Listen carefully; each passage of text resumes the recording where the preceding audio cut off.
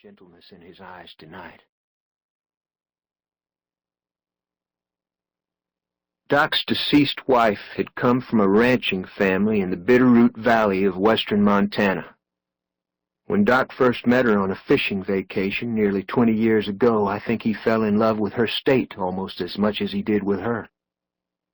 After her death and burial on her family's ranch, he returned to Montana again and again, spending the entire summer and holiday season there, floating the Bitterroot River or cross-country skiing and climbing in the Bitterroot Mountains with pitons and ice axe.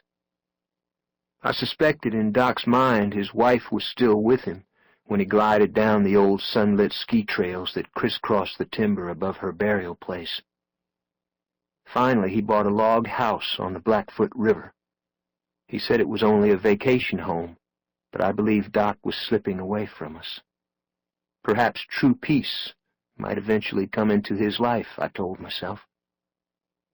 Then just last June, he invited me for an indefinite visit.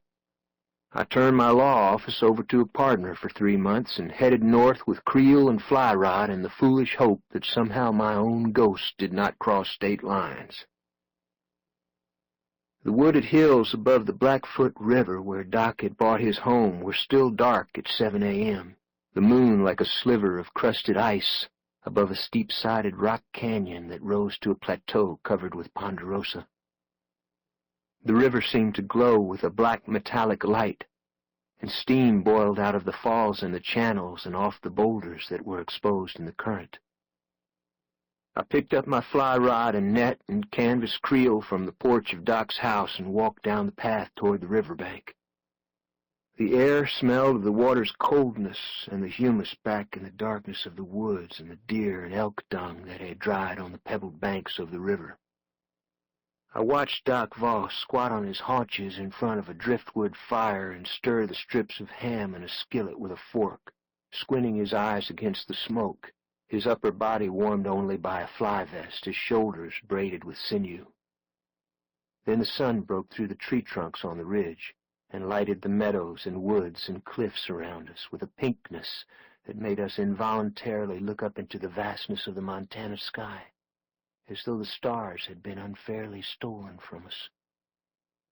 Doc handed me a tin plate filled with eggs and ham and chunks of bread he had cut on a rock and browned in the ham's fat. He sat down beside me on a grassy soft spot and leaned back against a boulder and drank from a collapsible stainless steel coffee cup and watched his daughter standing thigh-deep in the river without waders, indifferent to the cold, fishing in a pool that swirled behind a rotted cottonwood. He took a tiny salt and pepper shaker out of his rucksack, then removed a holstered .44 Magnum revolver from the sack and set it on top of some ferns. "Fine-looking gun, Doc. Fixing to shoot the rainbow that won't jump in your creel?"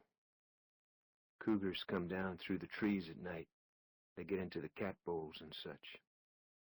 "It's not night, Tobin." He grinned at nothing and looked in his daughter's direction. She was a junior in high school, her blonde hair cropped short on the back of her neck, her denim shirt tight across her waist when she lifted her rod.